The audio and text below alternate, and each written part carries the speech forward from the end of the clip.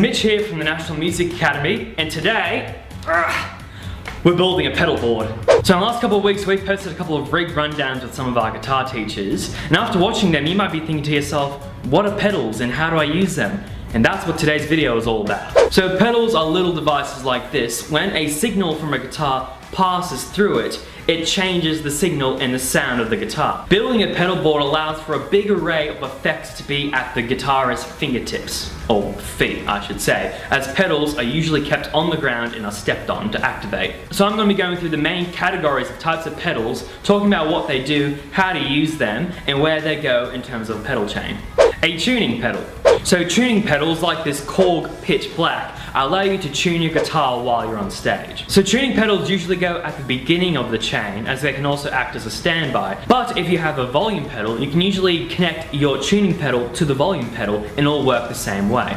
Wah-wah pedals. So wah-wah pedals are a staple for most pedal boards for any guitarist. It's hard to describe what a wah pedal does, but essentially it allows you to boost or cut a particular frequency in your guitar to get a really signature wah-wah sound in your guitar playing. These usually go right off the tuner, if not at the very beginning of the pedal board. Having it in this position means that it has the greatest effect over the rest of the pedals. It sounds like this. Dynamic pedals. Dynamics refers to the volume of something, and there are a bunch of pedals that you can get to affect your guitar's volume. The two most common dynamics pedals you can get are compression pedals and booster pedals like this Keeley Katana. The way a compression pedal works is it squashes the sound, so whatever you play remains at pretty much the same volume. This means the really loud stuff you play becomes a bit quieter, and the really soft stuff you play becomes a bit louder. Boost pedals are a little bit different, as they increase the voltage going through the pedal and make the sound a lot louder. So for this Keeley Katana, it only has one knob in it, and that's to control how much is boosted. Luckily, this one actually also doubles as an overdrive pedal by pulling the thing out, which also acts as a gain knob. I usually like to put my dynamics pedals after the wah, but before the rest of the effects, as it lets me really tweak the clean sound before I put any effects through it. In the case of this Keeley Katana, it also kind of gives the sound a bit of a punchy nature, and it sounds like this.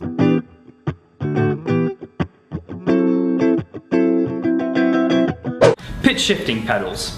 Now, pitch shifting pedals come next in the chain, and what they do is they actually affect the pitch of the note you're playing on guitar. The pedal I'm using in my board today is a Electro-Harmonix pitchfork. This pedal allows me to add different intervals to the note I'm playing. So with most pitch pedals you can get certain effects, like having an octave above and below the note you're playing.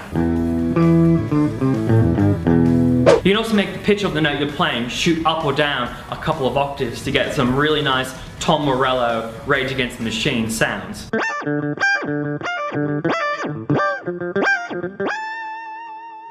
You can also use it to completely tune your guitar into different tunings.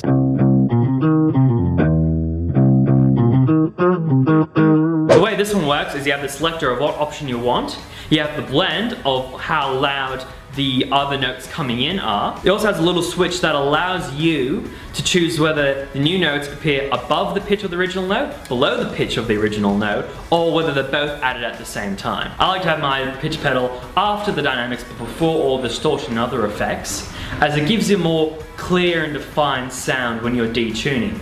Distortion.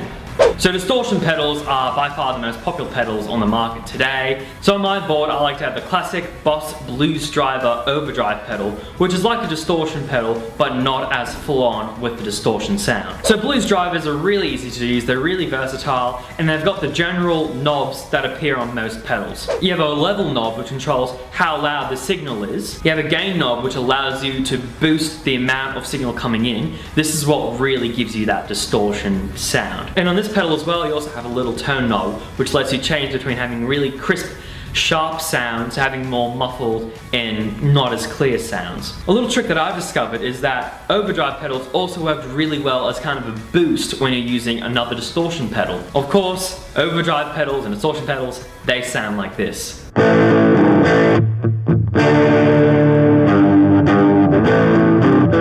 Graphic EQ pedals.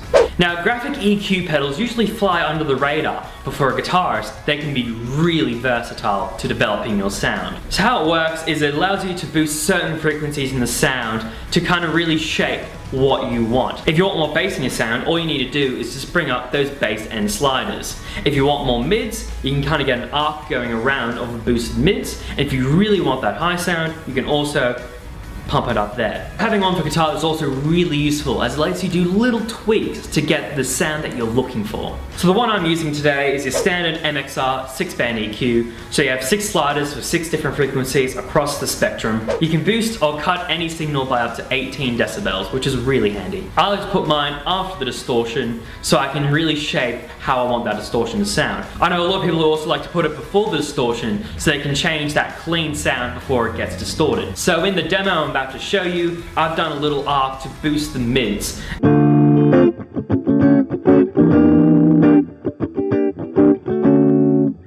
Modulation pedals.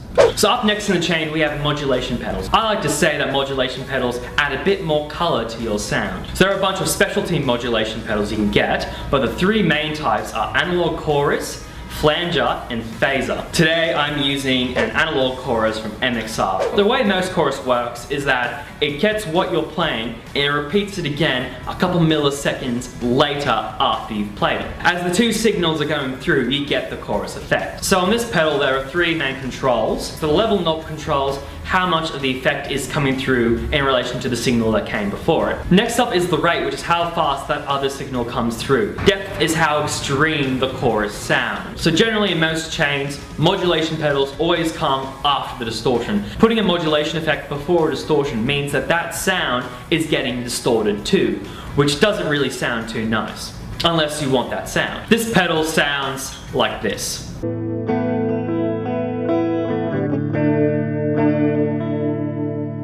Reverb and delay. The purpose of these pedals is to project the sound of a room as the sound is reverberating around it. A lot of guitarists use it because without it, their signal can sound pretty dry. So delay pedals play a couple of delayed echoes after you've played something. As it's playing the same note or the same chord again and again and again, you can use it to create interesting harmonies in your guitar playing. So the Timeline is one of the most diverse and really useful delay pedals that you can get. It has a whole bunch of preset delay types which affect what happens to the sound once it's repeated over and over. This means that the delays can be bit crushed, they can have a lo-fi sound, they can be nice and clean. So the 3 main controls that appear on most delay pedals include time, repeats, and mix. So the time knob controls how long the repeats go for after the sound is played. The repeats control how many repeats are played within that time. The mix is how loud those repeats are after they've been played. Some delay pedals also have a little switch that you can tap, which lets you set the tempo of what you want those delayed repeats to be. So delay and reverb is always usually last in the pedal train, as it's reverberating the sound of all the other pedals and all the other effects combined.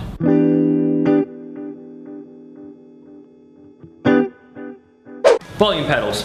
So the idea of a volume pedal is pretty simple. All it does is control how loud the signal is coming in. For this Ernie Ball VR Junior pedal, the settings are when it's up flat like that, it's the normal signal, but as you bring it down, it gradually takes down that volume. It's good for when you finish your gig and you just want your signal to stop. I like to keep mine at the very end, so when I turn the volume down, it turns the volume down for everything before it. So once you've decided what kind of pedals you want and what order they're going to go in, it's now time to put them together. So pedal boards are these frames that can be made of plastic or metal or wood even, and all they're meant to do is just to keep those pedals in place. As you can see, there's a bunch of empty spaces in the board. I use them to store any of my leads or any of my power cables as well. So the most common way that most guitarists attach their pedals to their pedal board is with Velcro. So if you're not too keen about sticking anything to your pedals, a little trick that I like to use is to get my Velcro onto a piece of masking tape and then stick the masking tape onto the pedal. So the way you're going to connect all of your pedals are through these little cables called patch cables. So a patch cable in simplicity is just a mini guitar lead.